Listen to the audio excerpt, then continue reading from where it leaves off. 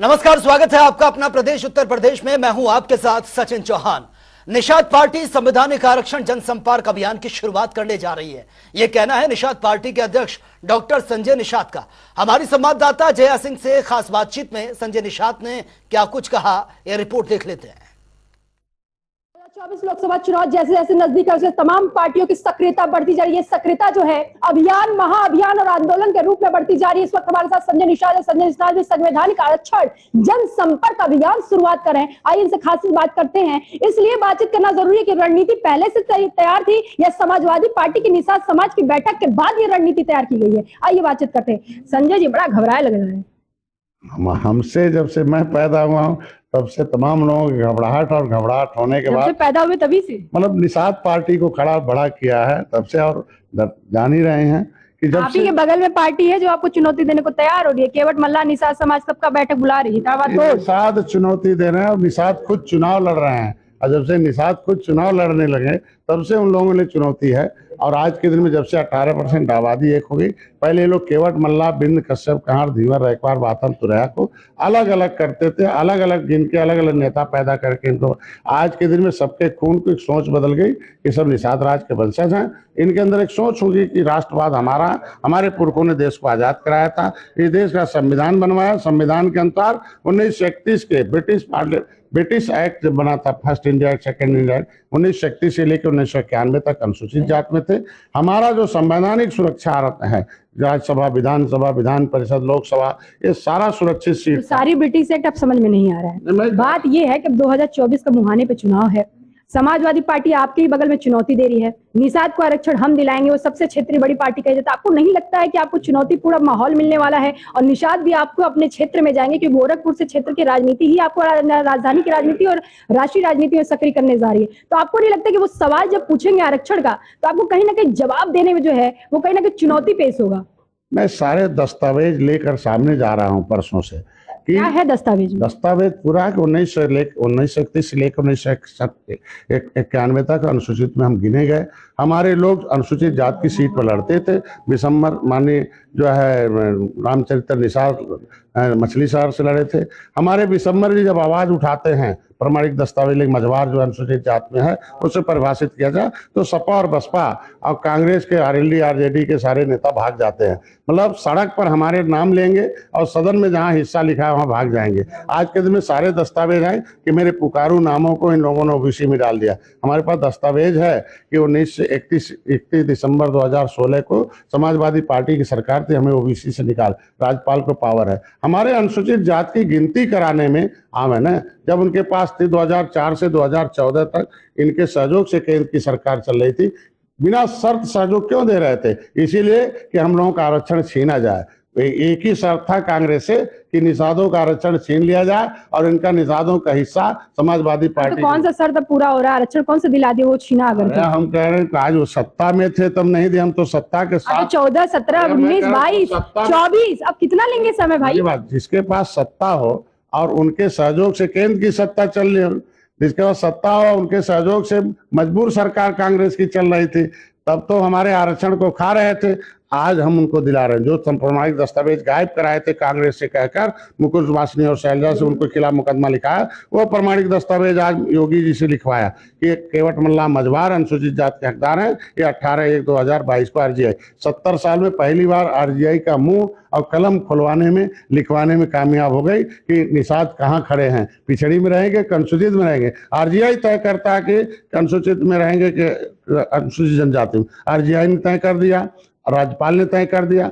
आज मोदी जी, योगी जी, अमित शाह जी ने भी आश्वस्त कर दिया होना है। तो मिलना तो इन्हीं से है। जिस तरीके से सवर्ण का दिया, महिला का दिया, उसी तरीके से निषादों को देंगे। आज नहीं कल देंगे, साथ रहेंगे तो देंगे। सपा बसपा कांग्रेस को हराएंगे और मोदी को एहसास कराएंगे, तब आरक्षण पाएंगे। ये अभियान किसके लिए शुरू कर रहे हैं? आप ही की सरकार है। अरे हम कह रहे हैं आज के दिन में तो ये हारने वाले भैया संवैधानिक आरक्षण जनसंपर्क अभियान, ये तो विपक्ष में रहते तब शुरू करते हैं। आप अपनी सरकार को चुनौती दे रहे हैं। अभियान में दोनों जो हार रहे हैं वो भी एहसास करें और जो मिला के दबाव बना रहे हैं। गुरु जी कुछ भी कहिए। जो जीत रहे हैं वो भी। आज महिलाओं ने 16% वोट देकर एहसास कराया ना मोदी जी को। आज अपर कास्ट ने देकर वोट हरा कर कांग्रेस सपा को बसपा को हराकर अब मोदी जी को एहसास कराया, तब आरक्षण पाया। तो निषाद भी इन्हें हरा रहे हैं और मोदी जी को एहसास करा रहे हैं, इसलिए उनके पास जा रहे हैं। 24 से पहले दिला लेंगे। देखिए, आज 70 साल से जो खाई है पट रहा है, धीरे धीरे अब समझ आना, प्रमाणिक दस्तावेज। ये रुक्मणी देवी जी अचानक से उत्पन्न हो गई समाजवादी पार्टी के कार्यालय के बाहर। वो कह रही है बकरी चुरा लिया, पायल चुरा लिया, पैसा चुरा लिया, सब हमारे पैसे चुरा कर पार्टी बना लिया, और निषाद को बहुत बड़ा धोखा दे दिया आपने। मेरी बहन है, वो हमारे खून की है, बड़ा अपधर्म हो गया। मतलब मेरी बहन है, मेरे खून के हैं। और आज ये सपा बसपा कांग्रेस समय समय पर रिमोट की तरह हमारे लोगों नेताओं को नहीं, हम लोग इसलिए मीडिया ये सवाल इसलिए पूछेगा, अब तक तो आजम खान कोई भैंस बकरी चोरी में लगाया, जरा आप संजय निषाद भी इस नाम में जुड़ गए। मेरी बात सुनो, ये रिमोट है, वो नहीं बोल रहे, उनसे बुलवाया जा रहा है, इसीलिए बुलवाया जा, हड़बड़ाहट में। सीधा बोलिए, कौन बुलवा रहा? अखिलेश जी? जिस पार्टी के साथ सीधा बोल दीजिए ना, वो सीधा सुनना चाहते हैं, आप सीधा नहीं बोलते। जिस पार्टी के साथ उनसे बुलवाया जा रहा है, क्योंकि सीधे बोलेंगे नहीं, क्योंकि बोलेंगे तो प्रेस वाले पूछ लेंगे कि गोली क्यों चलवाई गई, मरवाए क्यों, 302 मुलिम कैसे बनवाए, 50,000 लोगों के सामने कैसे महिलाओं को पिटाई हुई, कैसे बच्चों के कान बहरे हो गए, कैसे खून निकला, कैसे उनकी चूल चौका तोड़ा गया, ये पूछेंगे ना। अब बहन जी से जाकर पूछेगा। अभियान की शुरुआत कहाँ से कर रहे हैं? ये यहाँ लखनऊ में सारे लोग आएंगे 15 तारीख को 10 बजे, और यहाँ से सीधे हम लोग बस्ती और गोरखपुर मंडल का शुरुआत है, वहाँ जाकर 2 बजे के आसपास 3 बजे के बीच में पहुँचेंगे, और वहाँ पूरे हर एक ब्लॉक से, हर एक गांव से लोग आए रहेंगे। उन्हें सही सही बात कागज सहित दिया जाएगा कि आप 9 साल बेमिसाल हमने इतना किया, आप देखो पहले जाते थे तो डंडे खाते थे, आज है आप साथ रहो, आरक्षण पाओगे। फिर उसके बाद 21 को बनारस और मिर्जापुर का, बनारस और आजमगढ़ मंडल का बनारस में है, निषाद राज घाट पर, फिर मिर्जापुर और इलाहाबाद का है। ऐसे हर 2 मंडलों में जाकर एक महासंपर्क अभियान का यात्रा शुरू की जाएगी। बहुत धन्यवाद। ये से संजय निषाद का साफ तौर पे कहना था, निषाद पार्टी को, निषाद समाज को जिसने भी आरक्षण दिया, वो तमाम पार्टियां हैं जो आज लोचा गा रही हैं कि हम आरक्षण की लड़ाई लड़ेंगे, चाहे निषाद समाज की लड़ाई की बात कर रही है, चाहे कांग्रेस हो, सपा हो, बसपा हो, तमाम पार्टियों ने मिलकर कहीं ना कहीं निषाद समाज के साथ भयंकर षड्यंत्र रचा। उसी षड्यंत्र का ये फल है कि आज हमको अपने आरक्षण की लड़ाई एक बड़े स्तर पर शुरू करने की जरूरत पड़ी। कहीं ना कहीं संजय निषाद अब चाणक्य नीति अपनाते नजर आ रहे हैं। कैमरा शेर के साथ मैं जय सिंह। और वहीं आगामी चुनाव को लेकर बीजेपी रणनीति के साथ पूरी तरह से तैयार नजर आ रही है। बीजेपी लगातार जमीनी स्तर पर अपनी पकड़ टटोलने में लगी है, और इसी कड़ी में वोटर चेतना महाअभियान की शुरुआत ये कर दी गई है। बीजेपी प्रदेश अध्यक्ष भूपेंद्र चौधरी की मौजूदगी में बीजेपी के तमाम जिला अध्यक्ष, जिला प्रभारी, क्षेत्रीय अध्यक्ष और प्रदेश प्रभारियों के साथ विशेष बैठक भी हुई है, जहां पर नए मतदाताओं को लेकर विशेष चर्चा की गई है, और कई अन्य मुद्दों पर भी इस बैठक में मंथन किया गया है। भाजपा की तरफ से मतदाता अभियान की शुरुआत की गई है। प्रदेश अध्यक्ष भूपेंद्र चौधरी यहां पर मौजूद हैं। इसके अलावा कई ऐसे नेता हैं जो इस अभियान की शुरुआत में शामिल हैं। अलग अलग जिलों से लोग आए हुए हैं, और यहां पर आप देखेंगे सामने स्क्रीन पे लिखा है वोटर चेतना महाअभियान कार्यशाला। इस कार्यशाला में पूरे प्रदेश यानी कि 80 जो लोकसभा सीटें हैं उससे जुड़े हुए लोग यहां पर पहुंचे हैं, और भारतीय जनता पार्टी की तरफ से कार्यक्रम किया जा रहा है कि लोगों के अंदर जागरूकता पैदा करनी है, और सभी लोग भारतीय जनता पार्टी के जो कार्यकर्ता हैं, नेता हैं, ये लोगों के बीच जाएंगे और कैसे उनकी वोटर जो लिस्ट है उसमें उनका नाम अगर छूट रहा है या फिर वो कुछ बताते हैं कि कुछ नए वोटर्स जोड़ने हैं, तो उस पर पूरी तरह से अभियान चलाकर शुरुआत की जाएगी। ये छोटे छोटे इलाकों में भी जाकर वहां पर लोगों से जानकारी लेंगे कि किसके वोटर्स बने, कार्ड में नाम है वोटर लिस्ट में या नहीं है। आप देखेंगे मंच पर कई ऐसे बड़े नेता हैं जो उसमें मौजूद है। प्रदेश अध्यक्ष भूपेंद्र चौधरी के साथ धर्मेंद्र जो है वो है मौजूद है, और इसके अलावा कई और जो संगठन के नेता हैं वो भी इस बैठक में शामिल हैं। फिलहाल इस अभियान की शुरुआत हो रही है, और मिशन 2024 के लिए समाजवादी पार्टी ने पूरी ताकत झोंक दी है। लोकसभा चुनाव की तैयारियों में जुटे सपा सुप्रीमो अखिलेश यादव ने पिछड़ा वर्ग के पदाधिकारियों के साथ बैठक की, जहां शिवपाल समेत सांसद एसटी हसन भी उनके साथ नजर आए हैं। और इसे लेकर हमारे संवाददाता तौकीर किदवई ने सपा महिला प्रकोष्ठ की प्रदेश अध्यक्ष रिबू श्रीवास्तव से खास बातचीत की है, वो देख लेते हैं। बैठक चल रही है, कई जात के लोग यहाँ पर वर्ग से जो आते हैं वो यहाँ पर मौजूद हैं। खासकर लोकसभा बिल के बाद, जिसमें महिलाओं का बिल, आरक्षण बिल जहाँ पर लागू किया गया, उसके बाद से महिलाओं की भागीदारी को लेकर बड़ा सवाल उठ रहा है कि महिलाएं आखिर किधर हैं। रिबू श्रीवास्तव जी हैं, प्रदेश अध्यक्ष हैं समाजवादी पार्टी में महिला सभा की। रिबू जी, ये बताइए, महिलाओं को साथ जोड़ने की बड़ी तेजी से भारतीय जनता पार्टी कवायद कर रही है, आपके साथ कैसे जुड़ेंगी महिलाएं? समाजवादी पार्टी में आम जनता, उत्तर प्रदेश की जो घरों में बैठी हुई महिलाएं हैं, जो घर परिवार में रह रही हैं, वो भी समाजवादी पार्टी के साथ जुड़ी हुई हैं। जिस तरह से वर्तमान सरकार में महंगाई और बेरोजगारी बढ़ रही है, जिस तरह से रसोई का पूरा बजट महिलाओं का खराब हुआ है, उसमें और जो महिला बेटी बचाओ बेटी पढ़ाओ का नारा देके महिला सुरक्षा की बात करने वाले लोग आज जिस तरह से महिलाएं परेशान हैं, एक इंस्पेक्टर जो पुलिस की जो वर्दी पहनी हुई महिला के साथ जो छेड़खानी हुई, रेप हुआ, और तमाम हर 3 घंटे पे महिलाओं के साथ उनका शोषण, शारीरिक शोषण हो रहा है, अत्याचार हो रहा है। तो महिलाएं आम, मुझे जोड़ने की जरूरत नहीं है, ये वो सरकार है डबल इंजन की, जिन्हें महिलाओं को जोड़ने के लिए तरह तरह की बातें, तरह तरह की जुमलेबाजी दिखानी पड़ रही है। समाजवादी पार्टी के साथ उत्तर प्रदेश की लगभग सभी महिलाएं हैं। जिन महिलाओं ने भाजपा को वोट भी दिया था, आज वो भी परेशान है। जब 400 का सिलेंडर 1200 में मिल रहा है उन्हें, सब्जियों, आटा, चावल, दाल, सब चीज के दाम महंगे हैं।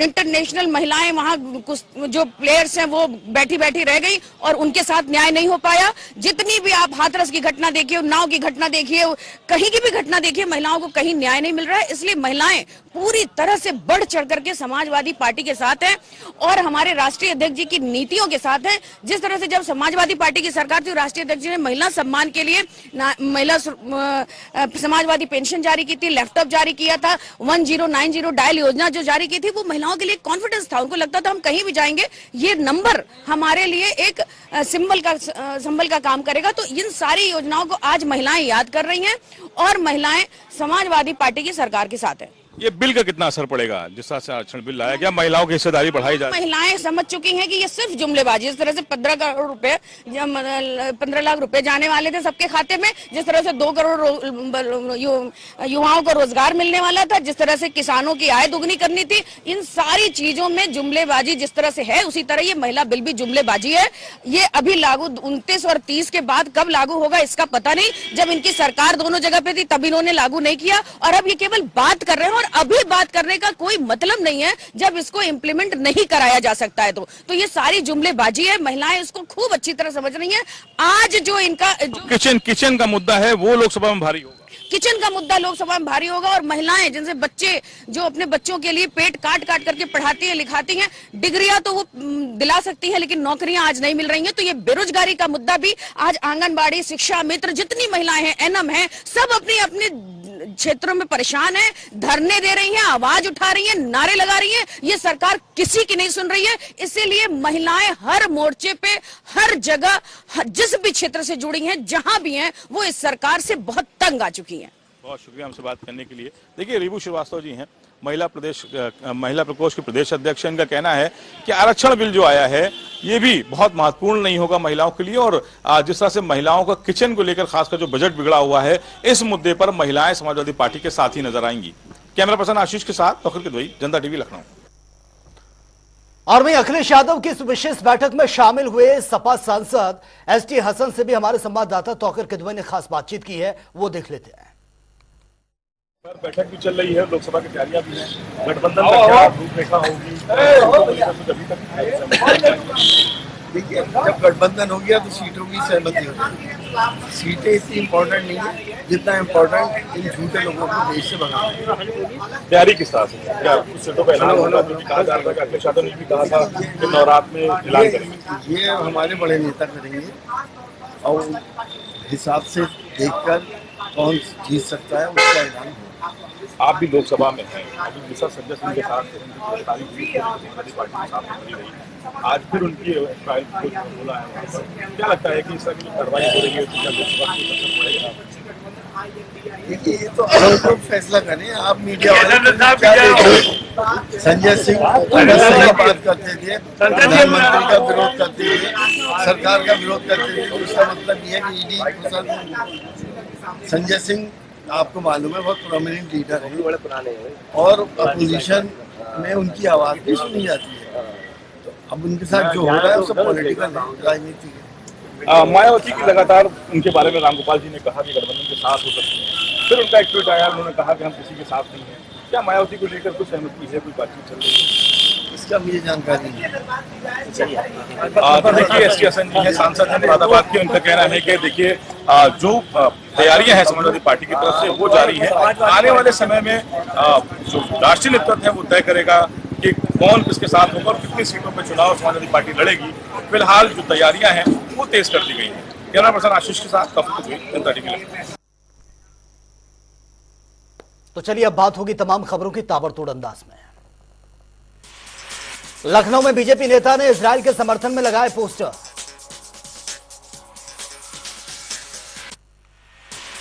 लखनऊ में आरएलडी नेता रोहित अग्रवाल ने दिया बयान, देश की सरकार लग रही है कमजोर, आतंकवाद किया जा रहा है कसवा। लखनऊ में दबंगों के हौसले बुलंद हैं, महिला के फ्लैट में घुसकर मारपीट की घटना सीसीटीवी में कैद।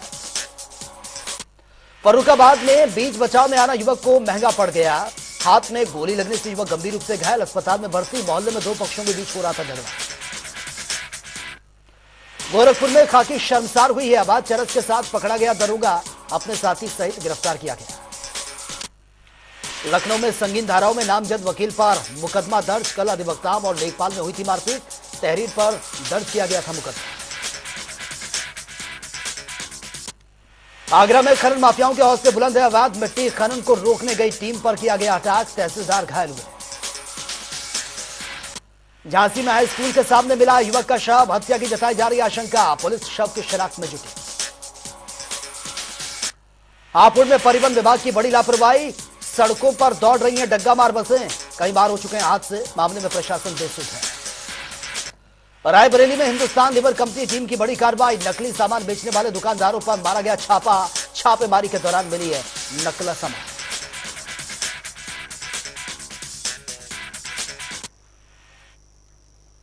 तो फिलहाल इस बुलेटिन में मेरे साथ इतना ही, लेकिन तमाम खबरों के लिए आप बने रहिए जनता टीवी के साथ। नमस्कार।